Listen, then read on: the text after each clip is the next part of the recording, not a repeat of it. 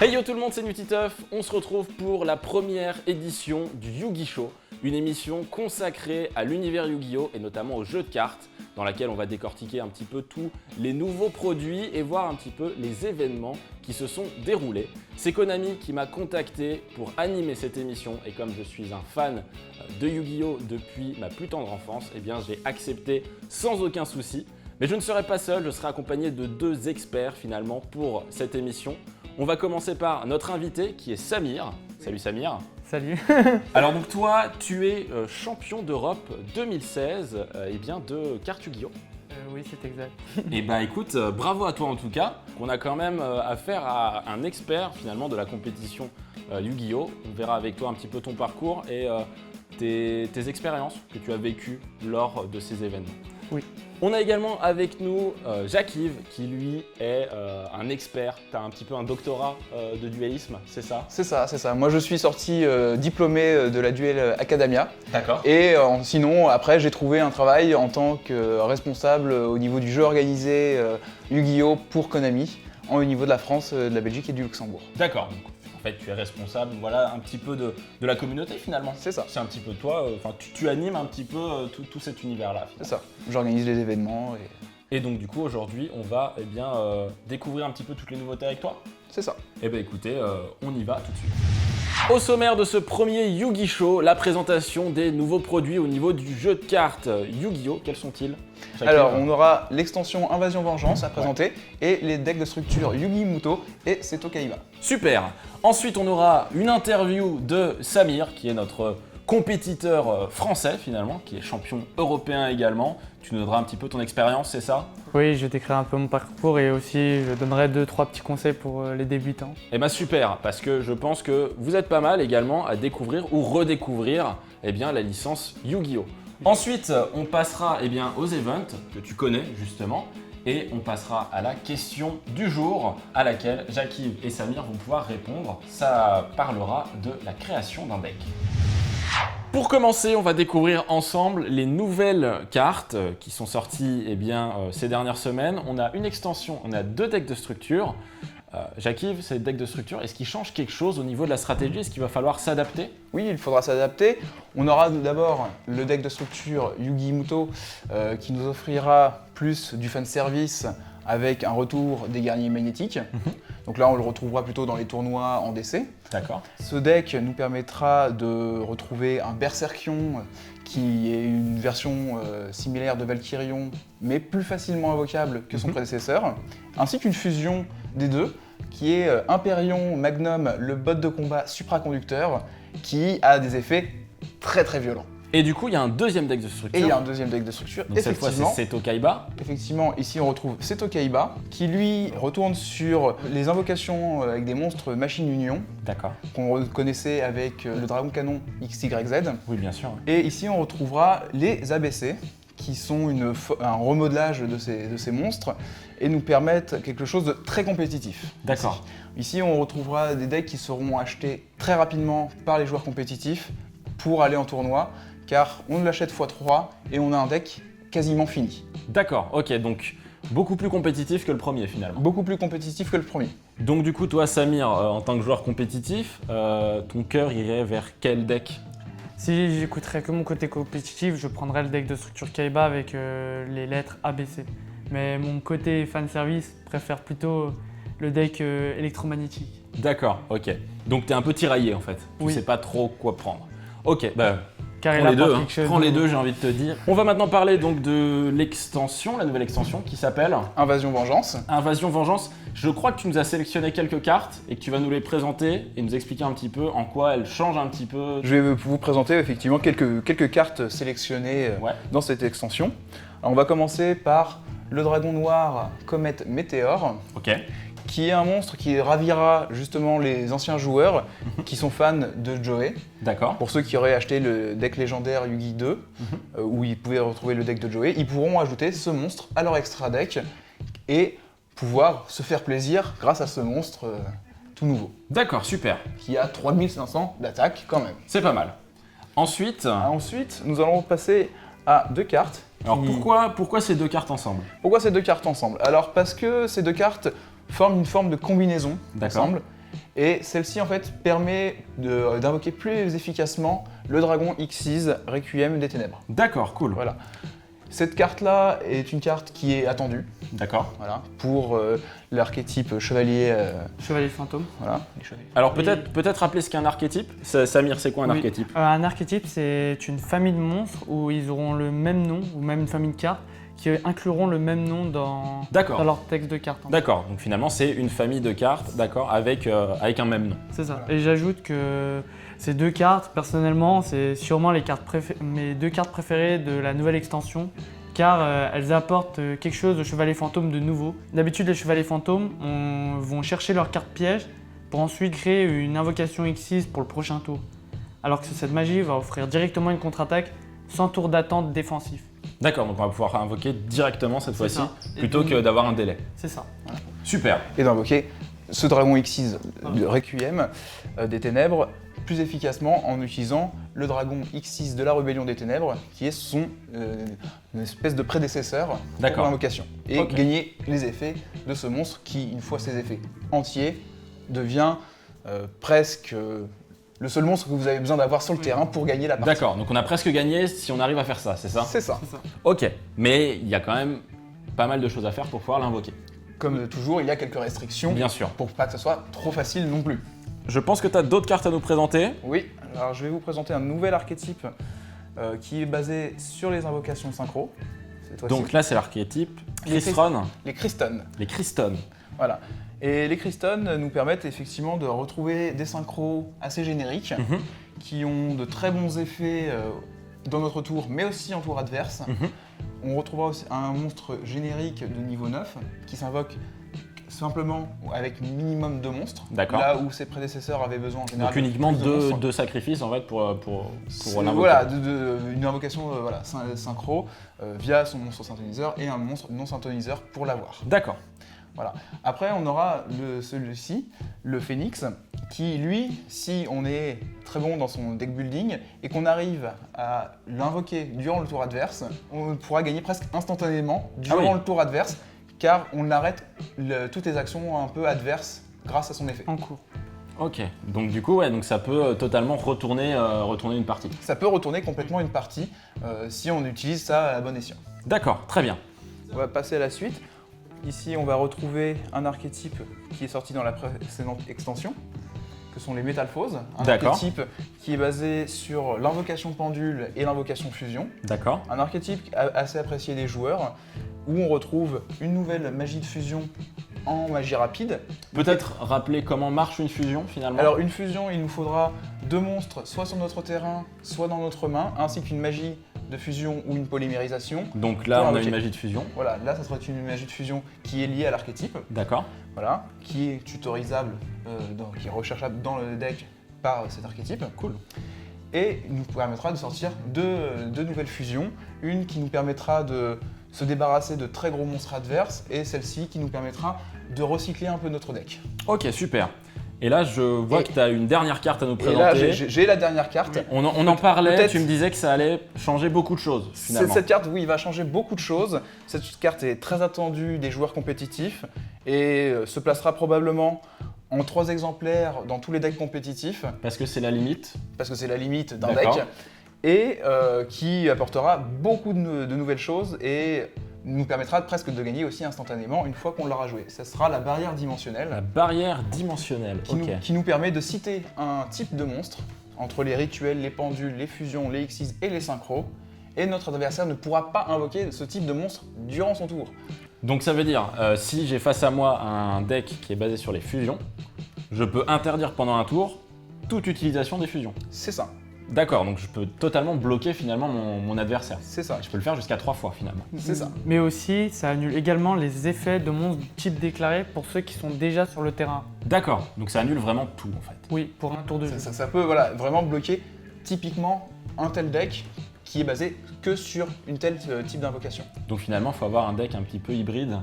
C'est ça. C'est ce que tu as toi, non? C'est ça, exactement. Moi, j'ai des decks hybrides qui passent complètement outre cette carte, car je fais de l'invocation rituelle, de l'invocation fusion, synchro et Xyz et pendule tout en même temps. Donc si on m'interdit une de ces invocations, je peux me rabattre sur une autre forme d'invocation et continuer à jouer ma partie. Ok. Et donc Samir, toi, est-ce que ça te fait peur? Est-ce que cette carte te fait peur au niveau compétitif? D'un point de vue compétitif, cette carte, elle fait assez peur, mais en fait, il faut surtout forcément jouer autour d'elle. Au final, il faut soit avoir cette carte, soit avoir un contre. Oui. C'est ok. C'est ça. C'est qui tout double finalement. Eh ben écoute, merci pour cette présentation. En tout cas, on voit un petit peu toutes les bonnes cartes qu'on peut trouver finalement dans cette extension. Et on va passer maintenant à l'interview de Samir. On va maintenant passer à la deuxième partie de cette émission avec l'interview de notre invité, Samir. Oui. Donc, tu es donc un joueur compétitif depuis maintenant 5 ans et tu es champion d'Europe. Quand est-ce que tu as commencé à jouer finalement à Yu-Gi-Oh? J'ai commencé à l'école primaire dans la cour de récré. D'accord, un peu comme moi finalement. Oui. Et du coup, moi j'ai une question, parce que moi quand j'étais gamin, je savais pas trop jouer aux jeux de cartes et on inventait un peu des règles. Est-ce que toi aussi c'est quelque chose que tu faisais? Je pense, on était tous comme ça à cet âge-là. Oui, je fais partie de ceux qui ont inventé les règles. Comme avec un mur du labyrinthe japonais, Ouais. où je faisais comme un épisode de Yu-Gi-Oh! Avec les frères Paradox. Au final, en fait, tu te basais un petit peu sur ce que tu voyais dans le dessin animé. Exactement. Et puis t'ajoutais des règles. C'est ça. Moi je me rappelle, j'avais un premier deck, j'avais le deck de Yugi. Il était en anglais. Et moi je parlais pas du tout anglais, donc en fait on inventait des règles en fonction des images qu'il y avait sur le Oui. truc. Il y avait un espèce de trou noir, on disait ouais bah quand il y a le trou noir t'as plus de cartes. Ça me semble logique. Et donc du coup comment t'as fait pour apprendre vraiment les règles du jeu finalement? Bah, j'ai véritablement commencé à apprendre les règles au collège. Au début du collège, en 6ème. J'avais sur PSP Tech Force, un Yu-Gi-Oh! Un jeu de Yu-Gi-Oh! D'accord. Et petit à petit, bah, vu qu'il y avait les règles officielles et tout, au début, je comprenais pas pourquoi je perdais contre tel dueliste de l'ordinateur pendant le mode histoire. Et ça m'a permis de progresser en fait et de lire les cartes, d'apprendre À force de perdre C'est finalement, ça. t'as appris un petit peu à comment les bien mécaniques jouer de jeu. indirectement et les règles, Ok, même un peu compliquées. c'est cool ça. Et donc du coup, t'as commencé après à jouer en compétitif. Tu te souviens de la première compétition que tu as gagnée, ou du moins où t'es allé très haut? Oui, la première fois, bah, c'était quand je jouais mon deck Ninja, c'était mon premier deck un peu compétitif. D'accord. Et j'avais fait top 4 à un régional où il y avait 100 personnes à Lyon. Mhm. C'était mon deuxième tournoi et j'en suis tout content d'ailleurs. Félicitations à toi pour ton parcours. Merci. Donc aujourd'hui, tu es champion d'Europe. Je sais que tu as fait les Worlds, mais que tu n'as pas gagné. Donc du coup, ton objectif pour la suite, c'est quoi? C'est de continuer dans la compétition et d'essayer de décrocher un titre ultime? Bien sûr, je veux avoir le titre de maître des jeux. Bien sûr. Mais plus sérieusement, c'est pas parce qu'on perd que ça t'incite à arrêter. Au contraire, ça m'a plus motivé que jamais en voyant le sommet du jeu. Est-ce que c'est facile de commencer finalement à faire de la compétition? Est-ce qu'il y a une bonne ambiance? T'as pas eu trop peur toi la première fois où tu as fait un tournoi? Oui, un peu, mais si tu vas avec des gens que tu connais, tu pars déjà un peu plus sereinement.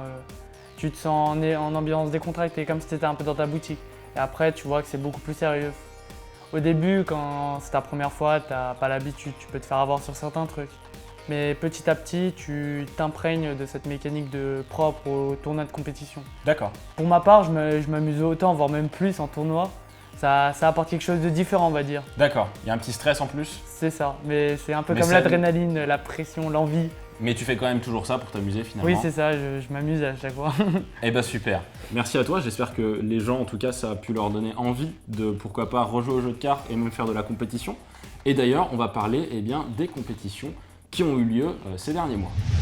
Ces derniers mois ont eu lieu pas mal d'événements autour du jeu de cartes à jouer et à collectionner Yu-Gi-Oh! Au niveau compétitif, avec notamment les Yu-Gi-Oh! Championship Series qui se sont déroulés à Liverpool, en Grande-Bretagne. On va regarder un petit peu tout ce qui s'est passé durant cette compétition.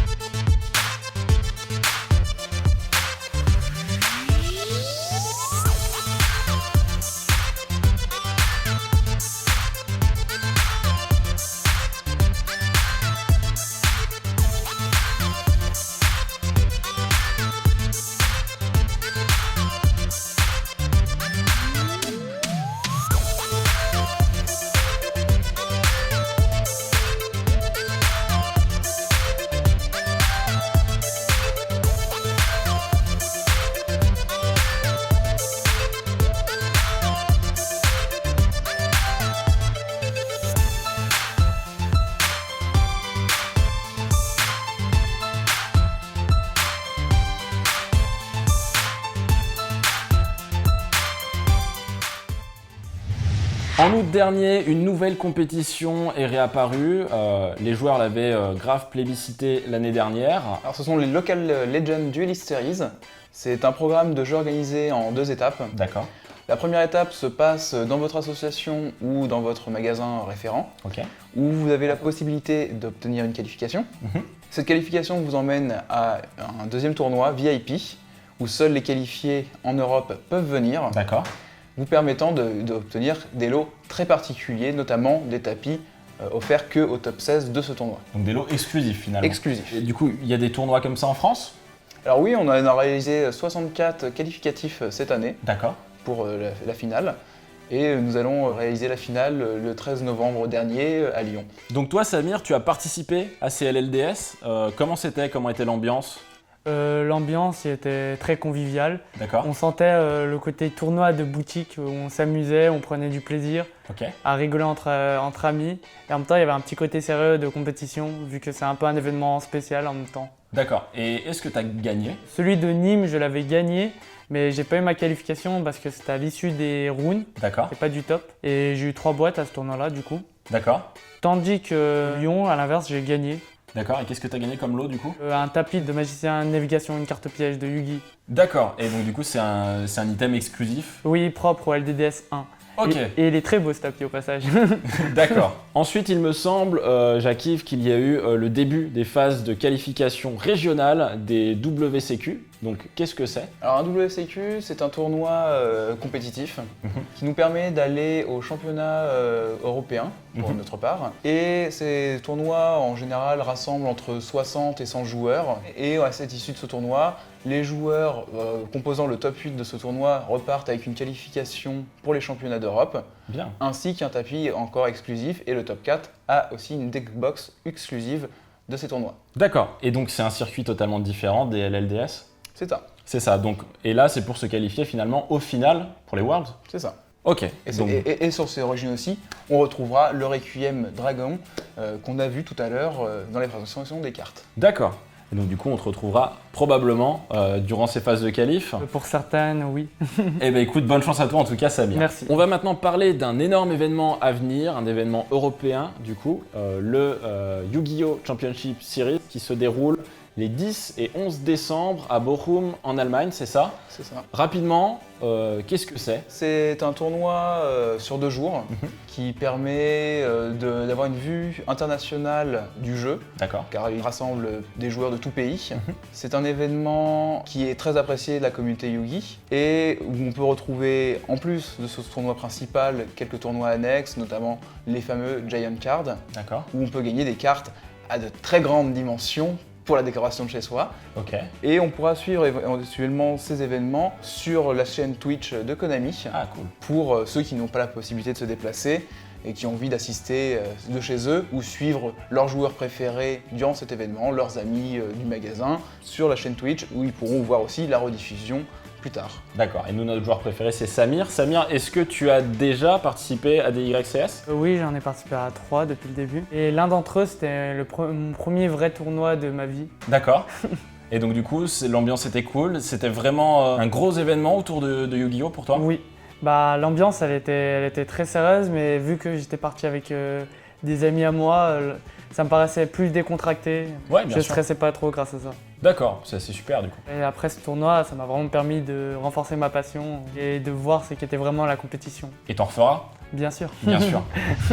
On va maintenant passer à la dernière partie de ce Yugi Show avec la question du jour que je vais vous poser, Jacques-Yves et Samir. C'est une question un petit peu technique, mais où il va falloir répondre à des débutants finalement, puisqu'il y a sûrement des débutants qui nous regardent. Eh bien, comment on fait pour bien construire un deck? Est-ce qu'il y a des erreurs à tout prix éviter et des conseils que vous avez à donner pour construire le deck parfait pour débuter? Alors moi, je pourrais donner comme conseil de choisir avec attention les cartes qu'on joue, d'éviter des cartes qu'on pourrait appeler mortes, c'est-à-dire que les cartes où il faudrait plusieurs autres cartes pour qu'elles deviennent efficaces, D'accord. et ainsi avoir des cartes qui peuvent être jouées d'elles-mêmes directement, plutôt que d'avoir une combo avec 5 cartes pour pouvoir commencer la partie. D'accord. Moi, j'ajoute que le nombre de monstres, magie, pièges varie vraiment suivant les decks. Et pour la stabilité, il faut plutôt essayer de voir comment bien démarrer. Comment bien démarrer finalement le duel? Le duel, voilà, tout simplement. C'est assez important. Imaginons on a une main où on a plusieurs cartes, comme il a dit, qui ne s'embriquent pas. Mais si on peut pas les jouer, ça Voilà, n'a pas de sens en fait. Ça n'a pas de sens tout Il faut simplement. pouvoir finalement jouer très vite, enfin Oui. poser très vite des cartes pour C'est pouvoir ça. embrayer C'est ça. le duel. c'est Avoir une ça stratégie simple au début pour ensuite faire une stratégie plus complexe. Imaginons, moi je suis un fan de la série Yu-Gi-Oh! Depuis que je suis tout petit, j'ai envie d'utiliser des vieilles cartes que j'adorais quand j'étais petit. Est-ce que c'est possible? Tout est possible. C'est possible, elles sont encore viables? C'est encore viable. Après, il faut mener sa stratégie en fonction de ces cartes et en fonction de ce qu'on veut faire avec. D'accord. Et aussi ne pas hésiter à demander des conseils à d'autres joueurs plus expérimentés. Tester son deck Une peut-être? fois qu'on a commencé à tester son deck une première fois, à essayer de demander plusieurs opinions, mais ne pas non plus se faire trop influencer, créer juste en avoir comme des avoir avis. son propre Oui. style finalement, Voilà, mais c'est savoir écouter les conseils. C'est ça. Eh bien écoutez, merci à vous en tout cas pour tous ces conseils. J'espère que ça aura aidé les personnes qui découvrent ou redécouvrent Yu-Gi-Oh! C'est la fin de ce premier Yu-Gi Show. J'espère que vous l'aurez aimé. Si c'est le cas, n'hésitez pas à mettre un petit pouce bleu, également un commentaire, à la partager sur les réseaux sociaux. Et puis dites-nous également si vous avez une question à poser à laquelle on répondra dans la prochaine émission. Merci à vous. Et vous, restez comme vous êtes, car vous êtes super. Bye tout le monde!